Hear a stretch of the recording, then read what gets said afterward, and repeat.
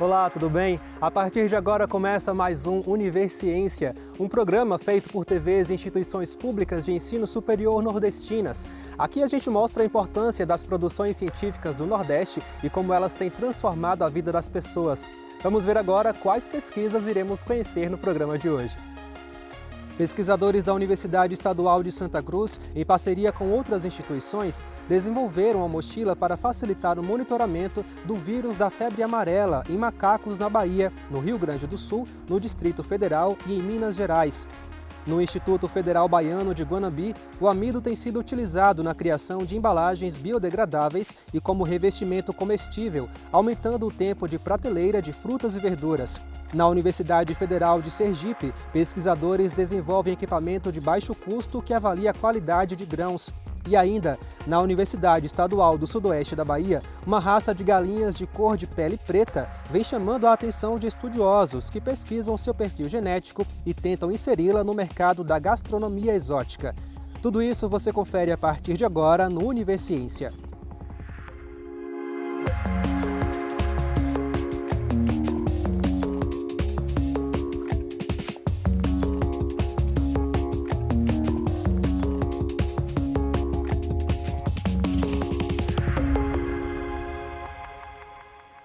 A febre amarela é uma doença que se mantém no ambiente em um ciclo silvestre e é transmitida por mosquitos. Ao ser picado, o macaco adquire o vírus, mas não transmite a doença à espécie humana.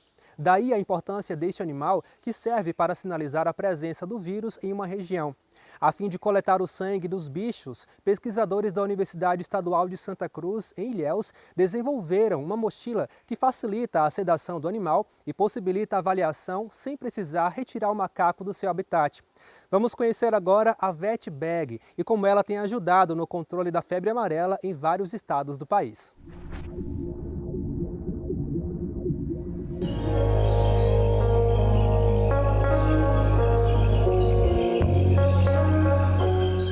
Há cerca de 2 a 3 anos, nós iniciamos uma pesquisa chamada Projeto Febre Amarela Brasil, que trabalha justamente para avaliação da circulação do vírus da febre amarela nos estados da Bahia, Rio Grande do Sul, Distrito Federal e Minas Gerais. E o objetivo principal do projeto é colaborar e fortalecer a vigilância do vírus da febre amarela, detectando então a circulação do vírus tão logo ela ocorra. E dentro desse projeto é necessário a captura de espécies, de algumas espécies de primatas, justamente para saber se aqueles animais já tiveram contato com o vírus da febre amarela. Numa situação de captura de animais de vida livre, a gente precisa daquele animal 100% sedado, parado, para a gente coletar as informações necessárias para o projeto. Uma intervenção que é feita no animal que vai utilizar algum anestésico. Bom, então a VetBag ela foi criada justamente por uma necessidade de ir para campo e utilizar esse recurso da anestesia inalatória de maneira mais prática possível. Ela foi desenvolvida justamente para a gente poder utilizar esse modelo de anestesia fora de clínicas, fora de hospital, Então a ideia foi criar um modelo prático, que seja seguro e de fácil locomoção. E é isso que a VetBag faz. Então ela pegou uma estrutura com cilindros, tubulações, que você usa numa sala de cirurgia, e no nosso caso a gente precisa fazer a coleta de animais silvestres, A gente faz a coleta de pelo, coleta de fezes, coleta de sangue. Dessa forma o projeto ele conseguiu identificar a introdução do vírus no Rio Grande do Sul no final de 2020, início de 2021, e também detectou a presença do vírus no norte de Minas Gerais em meados de 2021. No último boletim, a gente percebeu que teve a circulação do vírus da febre amarela em Minas Gerais, em uma região específica de Minas Gerais. Então, é por isso que o projeto existe, para poder preparar já para aquela região todo o protocolo de prevenção e controle da doença para que não aconteça nenhum surto a nível brasileiro. Porque hoje a gente tem a erradicação da doença urbana, mas a gente tem medo de que a doença de forma silvestre, que ela, em ambientes que nós ainda não estamos, venha para o ambiente urbano e se disperse. E a febre amarela é uma doença que ela não tem cura, embora ela tenha vacina, ela não tem cura. E a taxa de letalidade é em torno de 50%. Então é uma doença muito grave, né? A taxa de vacinação, infelizmente, né, ela está abaixo do ideal. Então a gente tem muitas pessoas não vacinadas para a febre amarela. E aí o risco é isso, né? É você ter a circulação do vírus, né? E aí nesse sentido os primatas não humanos, eles são muito importantes porque eles funcionam como sentinela. Esses animais, eles permitem que nós possamos avaliar se o vírus está circulante ou não em uma região. Então por isso é tão importante o acesso a esses animais e saber se eles estão saudáveis ou não. Então lembre-se que o macaco não tem culpa, ou qualquer animal que estiver doente, ele não tem culpa daquela doença, né? Pelo contrário, nós estamos invadindo os espaços dele. A gente fala de pesquisa com animais, a gente fala de atuar na conservação de espécies, a gente fala na saúde pública, porque, como eu já disse, esses animais podem ser dispersores de doença, podem ser reservatórios. Então, a gente entendendo essa relação, a gente consegue construir uma base aí de saúde única que envolve o meio ambiente, os humanos e os animais como um só.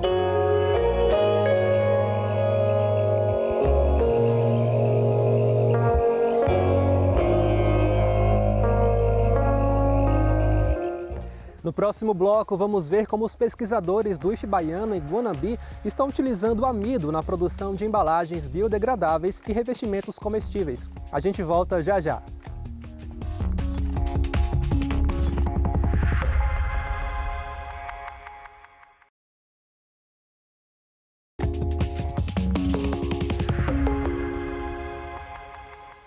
Embalagens plásticas podem durar até 100 anos no meio ambiente, um problema difícil de ser solucionado e que preocupa ambientalistas em todo o mundo. Mas no Instituto Federal Baiano de Guanambi, pesquisadores desenvolveram uma embalagem à base de amido, que dura apenas 100 dias para ser degradada.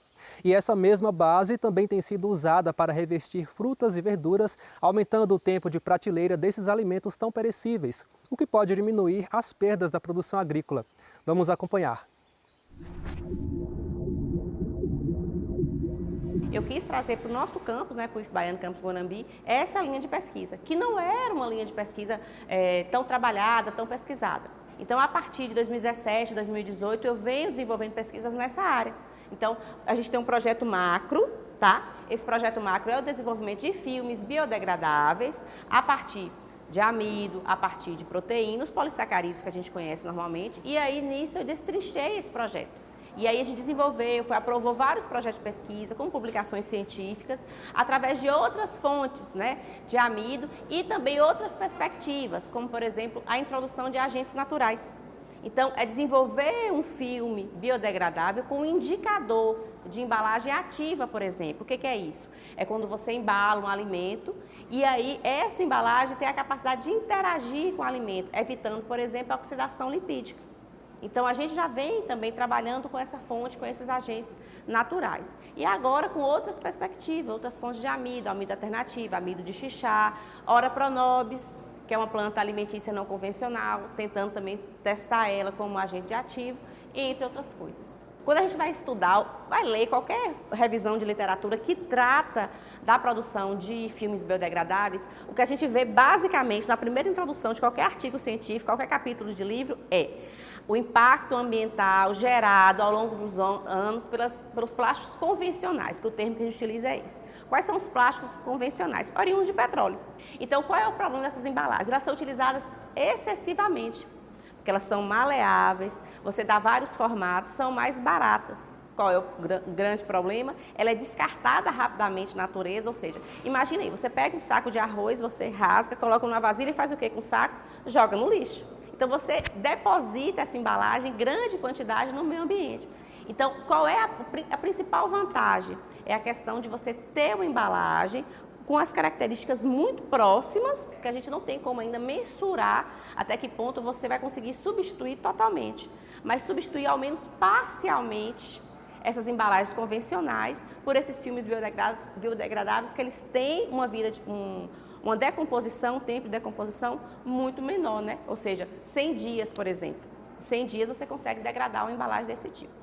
O amido, quando você produz filme, ele gera um amido, a gente chama de amido termoplástico, um amido que tem as características pobres, é o termo que a gente utiliza também, né? Então, do ponto de vista mecânico e do ponto de vista de permeabilidade ao vapor de água, ele tem uma qualidade muito inferior. Mas aí, a nossa boa e velha tecnologia de alimentos e ciência de alimentos buscou alternativas para melhorar o que a gente chama de reforço. Então, é você misturar duas fontes diferentes, por exemplo, amido e gelatina. Então, é uma forma de você compensar. Então, enquanto uma tem uma propriedade ruim, a outra vem e compensa. Qualquer amido, você quer, eu quero caroço da manga, tem amido, por exemplo, tem amido no caroço da manga. Então, o amido ele é solúvel em água. Se ele é solúvel em água, para você extrair ele, você precisa adicionar o quê? Água. Então, é uma metodologia extremamente simples. Triturou, adicionou água em quantidades excessivas. E aí vai acontecer o quê? Uma diferença de densidade, tá? Então vai ocorrer um processo de decantação. O amido tende a ficar na parte inferior, a água na parte superior, é retirada aquela água, o sobrenadante que a gente utiliza, e a gente coloca para secar. Aí você vai ter o amido. Isso eu estou falando se a gente for fazer isso em escala laboratorial. Obviamente, grandes indústrias extraem amido, mas com essa mesma metodologia, ou com esse mesmo fluxograma. Metodologia não, com esse mesmo fluxograma, mas em proporções muito maiores. Aqui a gente tem o exemplo na prática da aplicação do revestimento. Então, aqui a gente tem a aplicação do revestimento num período de 5 dias. E a gente percebe que a amostra, né, o nosso produto controle que está sem o revestimento, ele já está numa fase muito avançada do processo de maturação com relação às duas amostras. O revestimento, ele está impedindo que o fruto, ele troque gás com o meio externo, impedindo a respiração, né? Porque o processo de maturação, ele vem através da respiração do fruto. Então, o revestimento impede que essa respiração ela aconteça. E aí a gente ganha vida útil, vida de prateleira, diminui a questão de perdas, tem a oportunidade de pegar esse fruto e ganhar com relação à exportação. Então aqui eu tenho total controle para poder utilizar o revestimento até o momento em que eu quero que a maturação volte a acontecer. O grande problema, eu acho, que é a questão do recurso, né, que é muito mais caro. A questão de rendimento também. Se você pensar, por exemplo, uma fonte de amido convencional, riquíssima em amido, como, por exemplo, milho, mandioca, que tem um teor de amido, mesmo assim o rendimento ainda é muito baixo. Então, você tem um rendimento baixo, consequentemente, você vai produzir uma quantidade baixa de embalagem. Então, tem a questão do custo. Mas o impacto ambiental é infinitamente menor. Então, a indústria precisa perceber que essa geração, né, que a gente está aqui, não vai durar. A gente tem muitas gerações que vão vir por aí. Nós vamos ficar e vão vir filhos, netos, bisnetos. Então, a gente precisa trabalhar essa questão ambiental de uma forma muito mais preponderante. Apesar de o Brasil estar entre os 4 maiores produtores de grãos do mundo, com mais de 60 milhões de hectares de área plantada, segundo o IBGE, cerca de 10% de toda a produção nacional é perdida nas fases de pré e pós-colheita. Entre as principais causas para as perdas está a falta de informações sobre propriedades físico-químicas dos grãos para garantir a produtividade. Foi pensando na importância do uso de dados nos processos de produção, armazenagem e comercialização de cereais que pesquisadores da Universidade Federal de Sergipe desenvolveram um sistema para avaliar a qualidade de grãos, a exemplo do milho. A ferramenta permite verificar a massa específica aparente e o teor de umidade.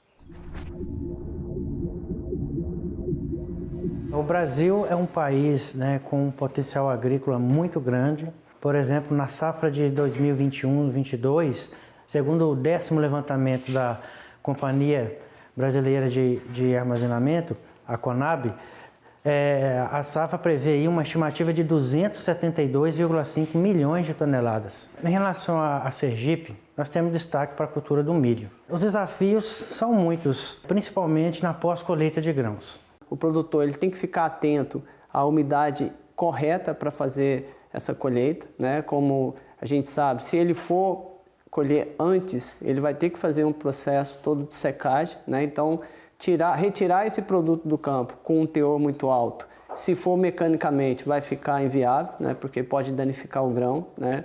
Se for manual, né, ele vai ter o trabalho, mas depois lá na parte de secagem você vai ter um gasto energético muito grande para reduzir essa umidade ao nível ideal de armazenamento. Em Sergipe não há cultura de colher antecipadamente. Então o produto ele fica lá no campo e isso contribui para o ataque de pragas, por exemplo, ratos, pássaros, insetos, entre outros micro-organismos.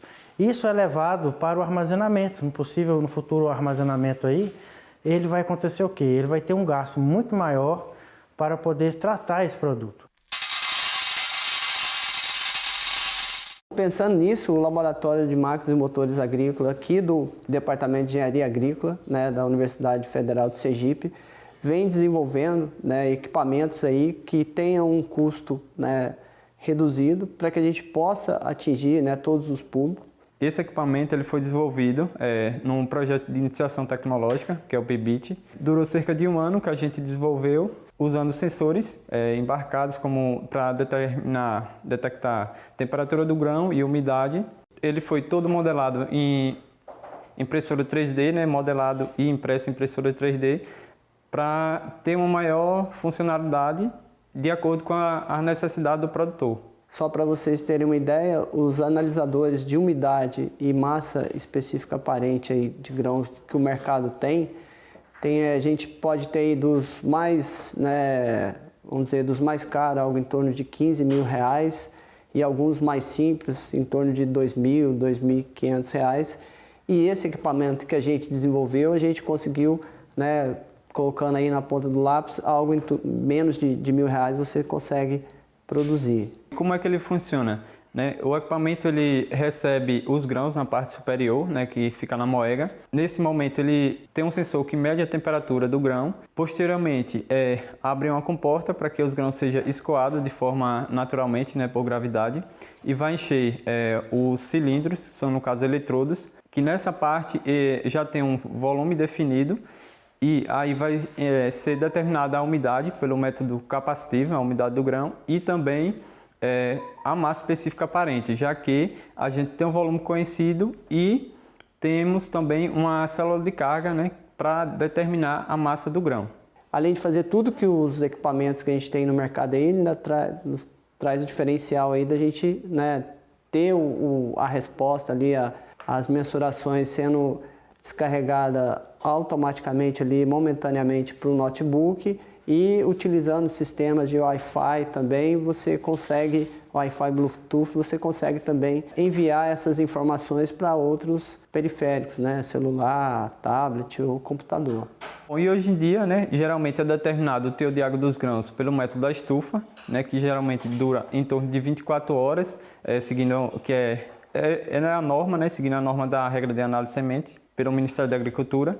E o nosso equipamento ele consegue determinar essas propriedades em pouco tempo, em menos de 1 minuto, em torno de 40 segundos, né, otimizando o tempo e dá todas essas propriedades, tanto a massa específica aparente como o teor de água dos grãos. E nesse sentido, né, as nossas pesquisas aqui, elas vêm buscando, né, sempre o caminho aí do novo que a gente tem, né, na agricultura 4.0 ou agricultura digital. E também tem um lado social, né, já que a gente está desempenhando aí, né, desenvolvendo produtos, né, que possa levar essa tecnologia, que possa inserir, né, tanto o pequeno como o médio produtor também nesse contexto, né, que é tão atual aí.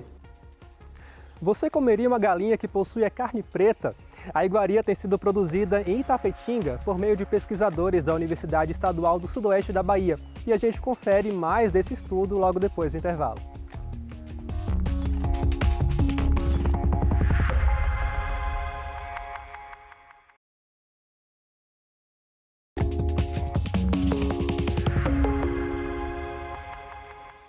Um frango que pode custar até R$600 em restaurantes mais requintados. Achou caro? É que estamos falando de uma carne especial. A galinha de pele preta ainda não é bem aceita, porém, quem já provou garante que a carne é muito macia e saborosa. A nossa equipe foi até a Universidade Estadual do Sudoeste da Bahia, no campus de Itapetinga, e lá conheceu a ave e a pesquisa que tem incentivado a criação da espécie entre pequenos produtores. É o que a gente confere agora.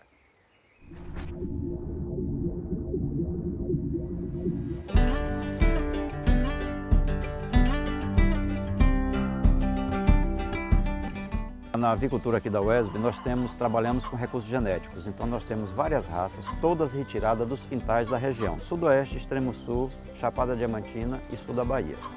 Por quê?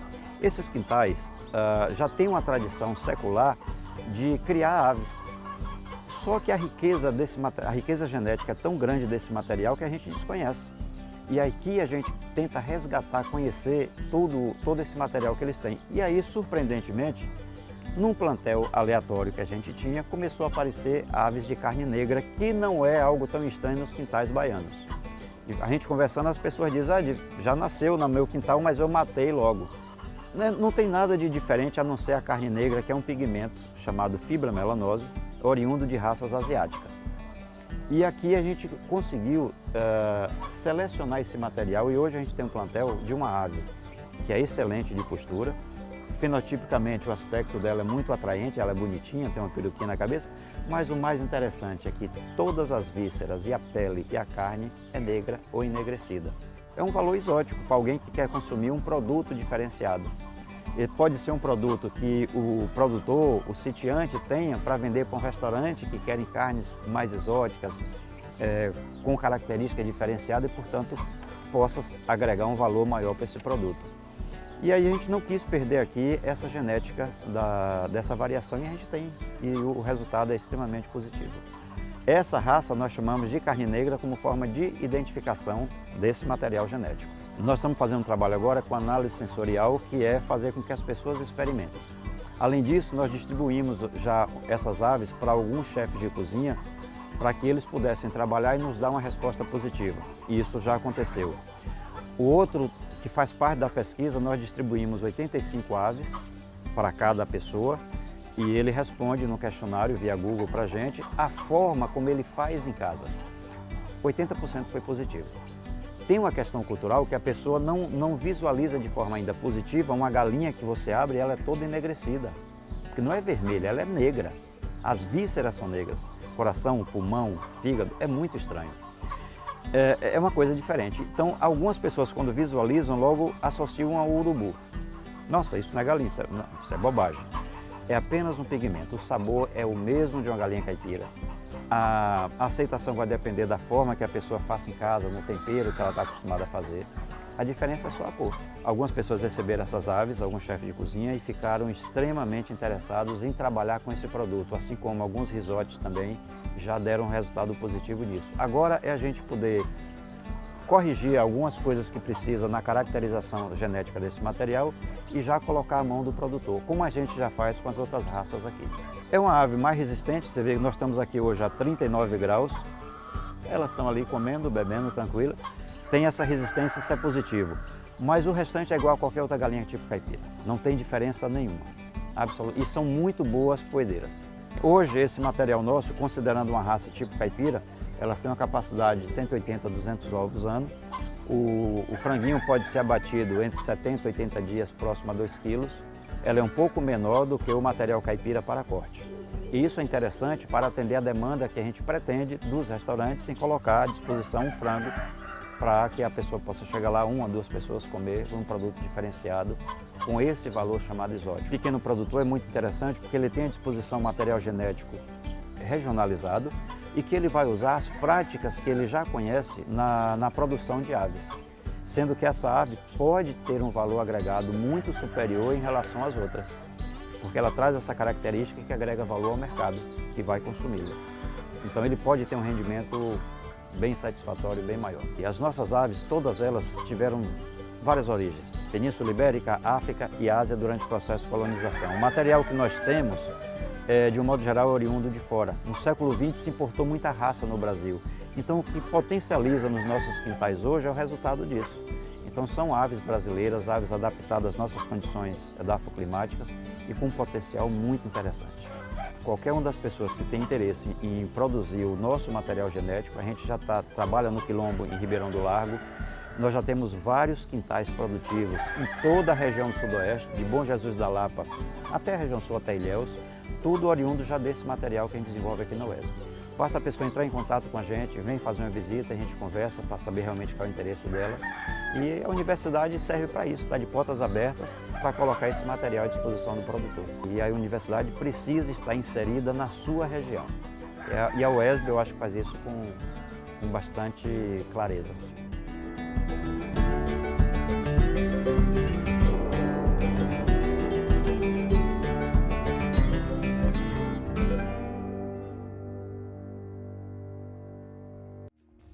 Obrigado pela audiência. A Universiência de hoje fica por aqui. No próximo programa traremos mais pesquisas inovadoras para a gente conhecer o que tem sido produzido nas instituições públicas de ensino superior nordestinas.